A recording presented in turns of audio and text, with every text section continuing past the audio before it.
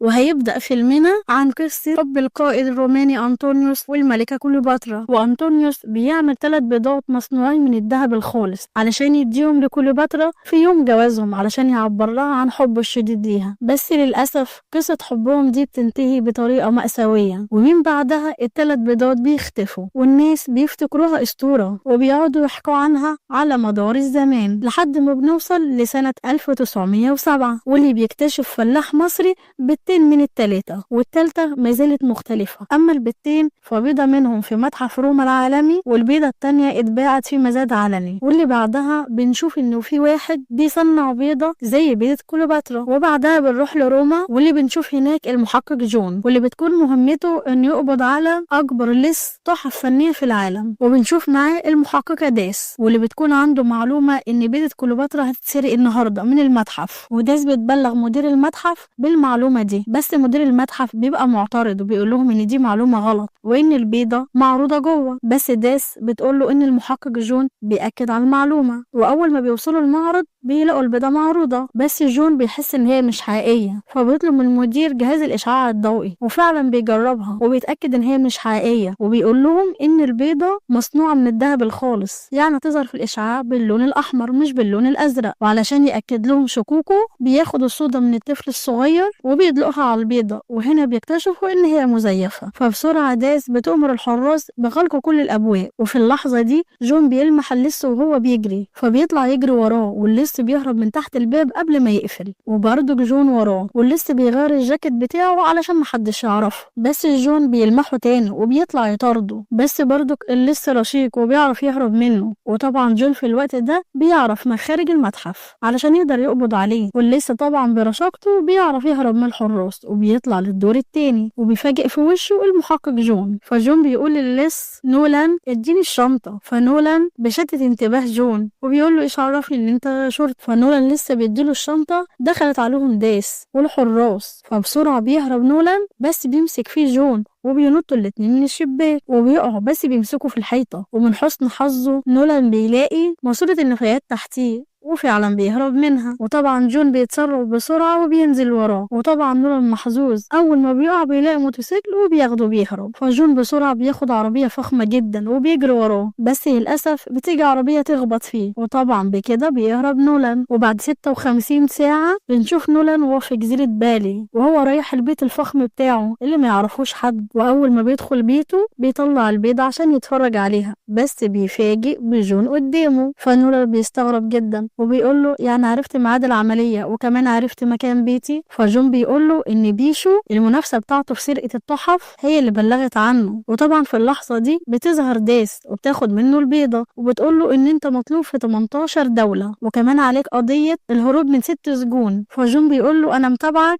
من ساعة سرقتك من الصورة اللي بقبعة حمراء. فنولا بيقول له ان هو ما سرقهاش، فالاتنين بيبصوا جنبيهم لقوا الصورة اللي بقبعة حمراء. فنولا طبعا بيقول له ان هو اشتراها. فجون بيقول له ان هو مستغرب جدا بان ازاي هو طلع لسه محترف كده وابوه شرطي وامه بروفيسورة امريكية. وبيقول له كمان انك وحيد وان انت بدأت تسرق من سن 8 سنين. وبيقول له كمان ان انت عايز تثبت لابوك ان انت محترف وعندك إثارة وتشوق في المغامرات والهروب من السجون. فبعدها داس بتاخد البيضة وتحطها في شنطة وبيتم القبض عليه. فداس بتدي البيضة لجون علشان يحطها معاه في العربية. فجون بيروح يركب العربية بس السواق بيقول له إن باب العربية مفتوح، وبيروح جون يشوف العربية بيلاقي البيضة موجودة مكانها والباب مقفول ومبيلاقيش حد جنب العربية. فبياخد العربية وبيمشي، واللي بنشوف شخص بيظهر من تحت العربية وبتكون بيشو اللصة المنافسة واللي بتكون بدلت البيضة الأصلية ببيضة مزيفة. وتاني يوم بنشوف جون وهو قاعد في كافيه مستني ميعاد الطيارة اللي هتطلع بعد ساعة، وبتجيله داس وبيكون معاها شنطة وبتطلع من الشنطة دي البيضة وبتقول لجون ان هي جاية توريها له وبتوقع على الارض وبتتكسر. فجون بيستغرب ويقول لها ايه ده هي مزيفة؟ فداس بتقول له ان البيضة الاصلية اخر مرة كانت معاه. فجون بيقول لها ان اكيد نولان ادانا واحدة مزيفة. فداس بتقول له ان هي من الاول كانت شاكة فيه وان هي اتصلت بمكتب التحقيقات الفيدرالي علشان تسأل عنه وما لقيتش اسمه في اي سجلات، وبتقول له ان هي عرفت كمان ان دخل في حسابك الشخصي 8 مليون دولار. فجون طبعا بيدافع عن نفسه وبيقول لها ان هو مستحيل يعمل كده، بس ديس ما صدقتهوش وامرت بالقبض عليه وسفروه لروسيا لاكتر سجن شديد الحراسه، علشان السجن ده معمول لاخطر الناس. والمفاجاه ان بيلاقي نولان معاه في نفس الزنزانه، وطبعا نولان بيرحب بيه. وهم في الغدا نولان بيقول لجون انها صدفه غريبه ان الاتنين اتسجنوا بنفس التهمه. فجون بيقول له ان بيشو هي اللي عملت كل ده، وان هي بلغتني بكل المعلومات عنك علشان يتقبض عليك، وخلت داس تشك فيا ويتهمني بسرقه البيضه علشان برضه كانت سجن، ويبقى كده ضربت عصفورين بحجر واحد، بعدت المنافس بتاعها والشرطي اللي هيقبض عليها. فنولان بيقول له يعني ازاي تعمل كده في شرطي، وبيستغرب. فجون بيقول له اسكت اسكت، ما تعليش صوتك وما تجيبش سيره الشرطي. بس نور عمل بكلامه وقام بصوت عالي وقال يا جماعه ده مش شرطي، ده محلل شخصيات في الفيدراليه. فقام واحد من مسجلين الخطر وضرب جون، وطبعا الحراس جم بسرعه عشان يفضوا المعركه. وبعدها جون بيقول له لو عملتها تاني انا مش هرحمك. وبعدها بنشوف الحراس وهم بياخدوهم لمكتب النقيب علشان جاي لهم زياره، وبتطلع مين؟ بيشو. فبتعرف نفسها نولان عشان كان اول مره يشوفها، وبتعتذر لجون على اللي عملته فيه، وبتقول له ان هي اللي حطت له 8 مليون دولار في حسابه، وان هي برضك قدرت تخترق المكالمه مع داس وتبلغنا مش حد بالاسم ده. فبتطلب من نولان ان هو يقول لها مكان البيضه الثالثه، فهو طبعا بيقول لها ان هو ما يعرفش مكانها، بس هي بتسمعه مسجل بصوته بيقول ان هو عارف مكان البيضه الثالثه. فنولان بيقول لها انت معاكي بيضه واحده ناقص بيضتين، فقالت له انت عارف ان البيضه الثانيه مع صوته تاجر السلاح المشهور، وان هي رايحه تسرقها، وان هو لو قال لها على مكان البيضه الثالثه هتقدر تخرجه من السجن وتديله نسبه من الفلوس. وبعدها نولان بيحكي لجون عن الملياردير المصري اللي عارض ان اللي هيجيب له الثلاث بيضات قبل زواج بنته كليوباترا هيديله مكافاه 300 مليون دولار علشان عايز يديها لبنته في يوم زفافها، وان هو كمان سرق البيضه الاولى وكان زمانه بيسرق البيضه الثانيه لولا ان هو قبض عليه. وبيقنع جون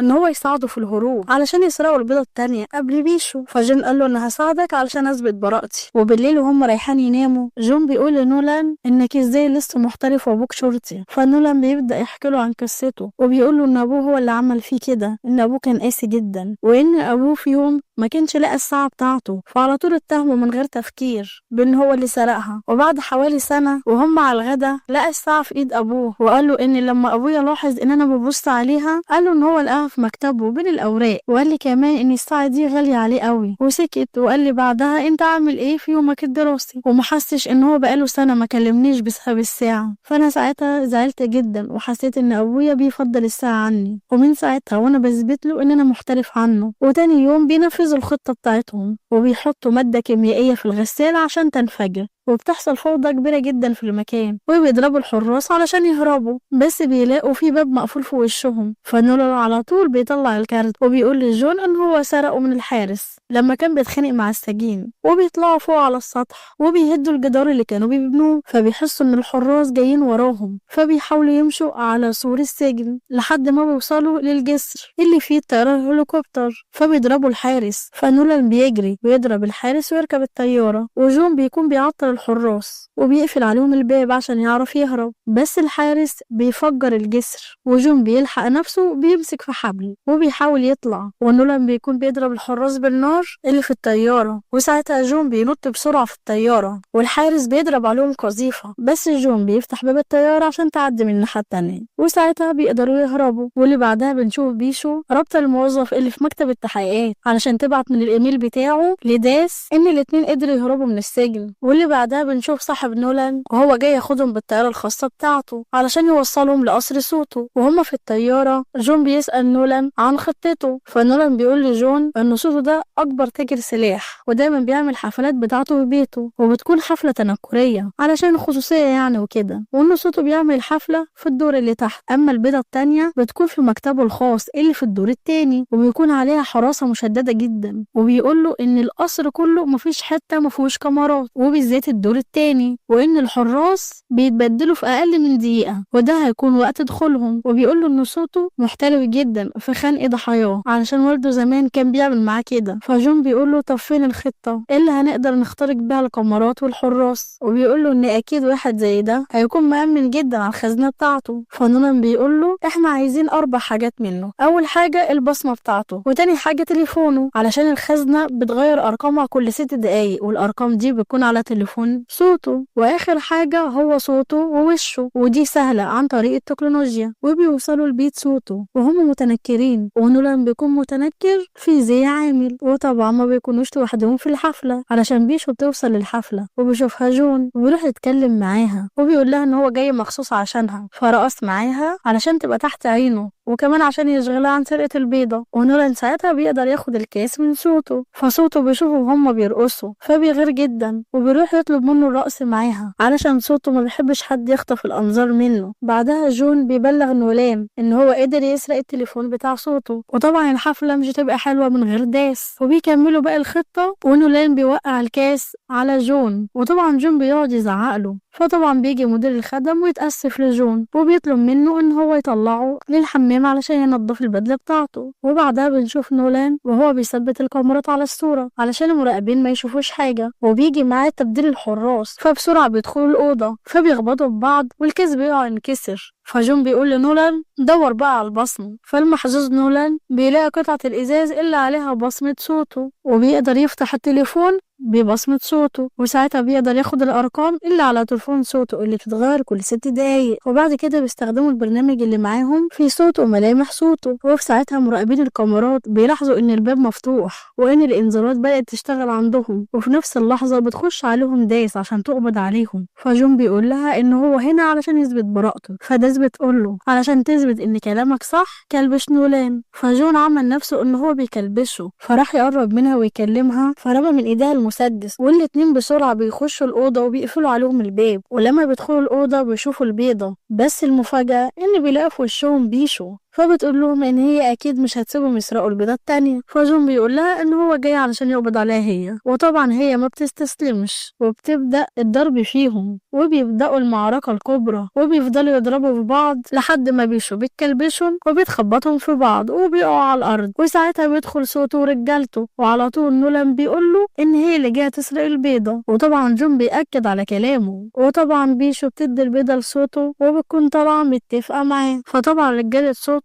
قاموا بالواجب. وبتيجي بعدها بيشو وصوته، وبيشو بتقول لهم ان هي بتشتغل مع صوته من زمان واللي بينهم مش شغل وبس، فبتطلب من نولان ان هو يقول لها مكان البيضة التالتة علشان هو لو ما قالش عن مكانها هتكهرب جون. فنولان طبعا بيرفض انه يتكلم، فهي بتكهرب جون وبتقعد تزود الفولت وتكهرب فيه، بس برضه نولان ما بيتكلمش لحد ما صوته بيجي يخنق جون. فساعتها نولان بيقول لهم ان البيضة التالتة في مصر مدفونة مع الملكة كليوباترا، وان المعلومة دي متأكد منها من ام البروفيسيرة، وان هو كمان بنفسه عمل مسح ضوئي وشافها في مقبرة كليوباترا. وساعتها صوته وبوشو بيحتفلوا، بس بوشو بيكون حاطة منوم لصوته علشان تسرق البيضة التانية ليها، وبتودعهم وبتقول لهم ان هي مسافرة مصر. واللي بعدها بيفوق صوته وبيضرب عليهم نار، بس بيبقى دايخ، واللي رصاصة منهم بتيجي في السلسلة بتاعة جون وبيقدر يفك ايده وبيضرب صوته. وجون بيبقى عايز يسيب نولان ويمشي، بس نولان بيقول لهم ان هو كذب عليهم. فجون بيقف علشان يعرف هو كذب عليهم في ايه. فنولان بيقول له ان البيضة التالتة مش في مصر، وان هي كذب على بوشو علشان يتوهها، وان هو معاه خريطة للبيضة التالتة. فبيفكوا جون وبيطلعوا يهربوا علشان صوته بيكون فاق تاني وبيضرب عليهم نار لحد ما بيخرجوا من فتحة بتكون في حلبة التيران. ونولان بيقول لجون ان هو يقعد علشان الطور ما يشوفهوش، وطبعا جون ما بيسمعش كلامه لغاية ما الطور بيجي يخبطه. فجون بيقوم بسرعة وبيطلعوا يجروا لحد ما ينطوا بالسور ويهربوا، وبيروحوا يركبوا القطر علشان يروحوا يجيبوا البيضة التالتة. وجون بيسأل نولان عن مكان البيضة بالظبط، بس نولان بيحاول يتوه وما بيرضاش يقول له على مكانها. فجون بيضربه وبيطلعه من القطر، بس في آخر لحظة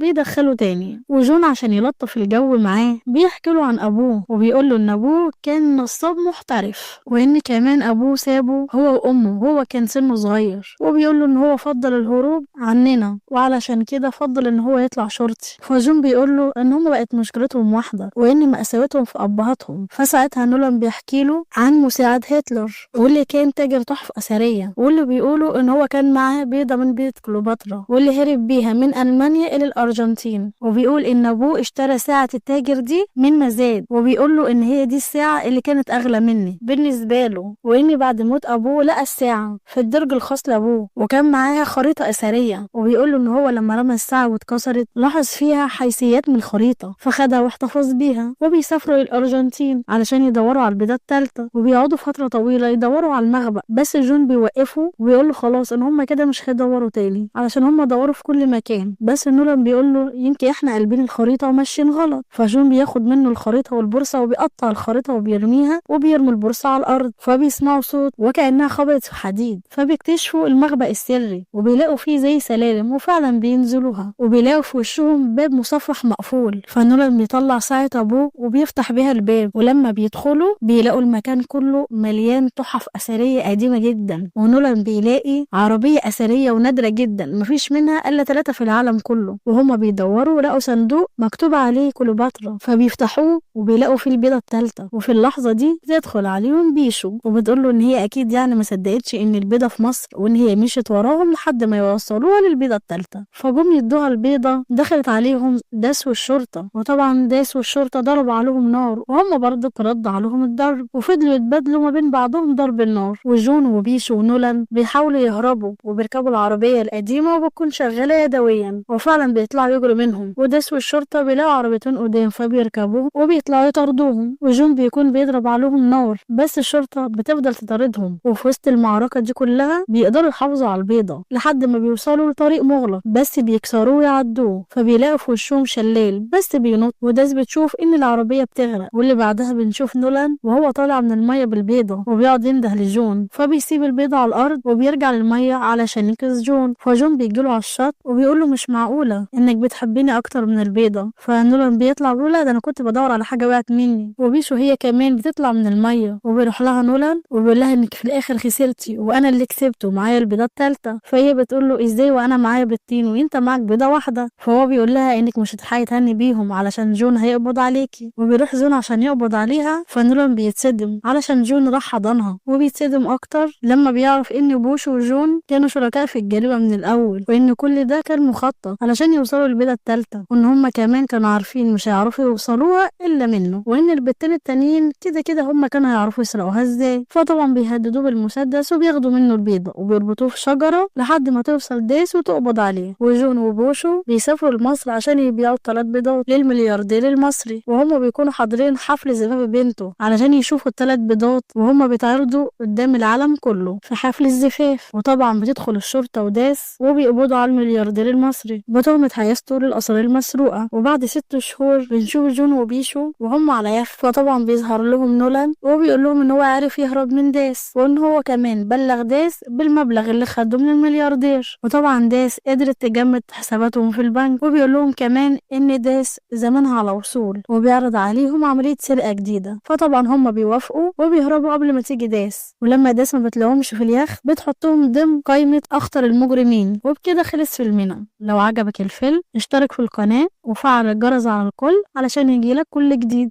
والى اللقاء.